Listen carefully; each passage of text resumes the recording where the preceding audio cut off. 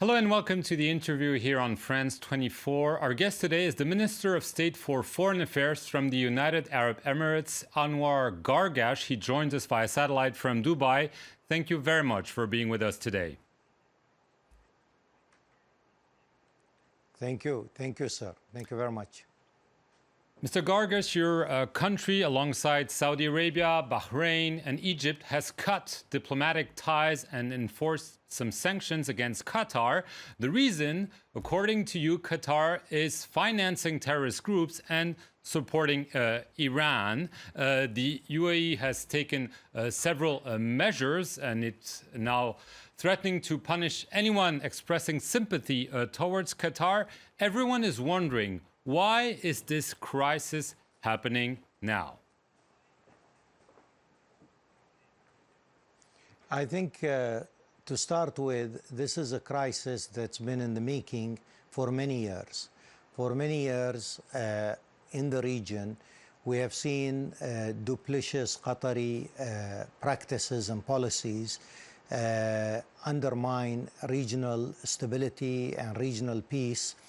And we have tried everything we can. We have tried that on a bilateral level. We have tried it multilaterally, collectively. And at the core of it is Qatar's support for extremism and terrorism in the region. And this is a problem, and we've had a problem earlier in 2014, where we arrived at a settlement with Qatar over the same accusations. And Qatar agreed to a settlement and confirmed its agreement through the Emir of Qatar, but has not stuck to the terms of the agreement. So clearly, the crisis that we see today is a culmination of many years of practices, duplicitous practices of supporting political Islamist extremists, of extremism, and in several instances, outright terrorist organizations. This is where we are currently. You're mentioning outright terrorist organizations. Do you have clear-cut evidence that Qatar is supporting, funding groups? There's been talk of al-Nusra, the Syrian al-Qaeda branch, or other places. Do you have concrete hard evidence that this is indeed what Qatar has been doing?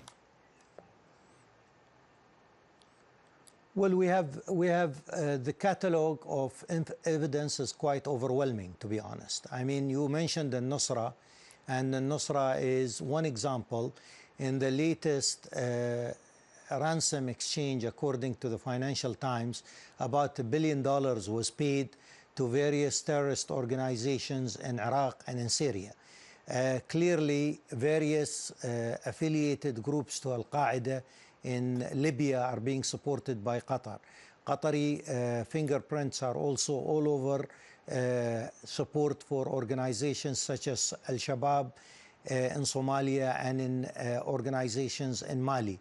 The fingerprints are all over the place. But I think it is extremely important also to mention that there are several individuals today who are currently in Qatar roaming free with clear links. They are under US sanctions.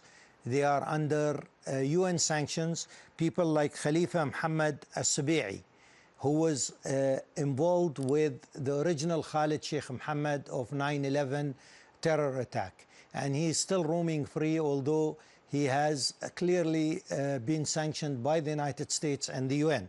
Another person is Abdul Malik Yusuf Abdul Salam, another individual who is clearly under sanctions by the United States and by the UN for supporting Al-Qaeda organizations in terms of funding, and he is also roaming free. We have another case of Abdurrahman al-Naimi, who established what is supposedly a human rights organization under the name of Al-Karama, and clearly he's also sanctioned by the US for supporting Al-Qaeda. We have the Ben Eid charity organization, which has been a conduit, and the list goes on and on and on. So the evidence is overwhelming, truly overwhelming. And I would say also the breadth of support of extremism and terrorism from country to country is such an extensive breadth of support, where the nation states hydrocarbon excessive funds have been used to support all these. So the evidence, I think, is overwhelming. What do you want Qatar to do with those individuals and others? Exactly. You want Qatar to arrest them, to expel them? What steps do you want Qatar to take to basically go back from the brink where we're standing right now? Well, I think the most important thing is to change course. Qatar today is one of the main state supporters of extremism in the region, and in many cases terrorist organizations.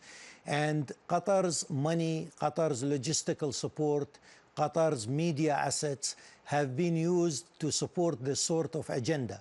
And this is a time where I want to use the phrase that Prime Minister Theresa May used, enough is enough. This is a time where every single capital is facing terrorist organizations fueled by extremist propaganda. And what we want Qatar to do is not a band-aid. It's not about this specific individual or that specific individual. We want Qatar to take a U-turn. We want Qatar to change course in its sponsorship and support of extremism, and its sponsorship and support of disruptive policies in the Gulf and in a wider region. If that doesn't happen, sort of radicalization. If that doesn't happen, are you ready to take further steps, including military ones? I think let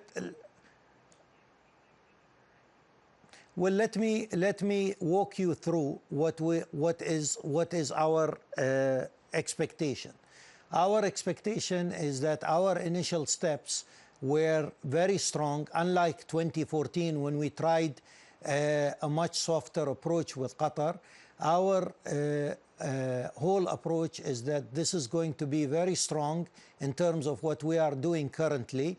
This will jolt the system in Qatar, will bring many of the cooler heads, the wiser heads to prevail. They will bring this advice to the Emir of Qatar, to the government of Qatar, and advice that there is a U-turn, there is a change of course.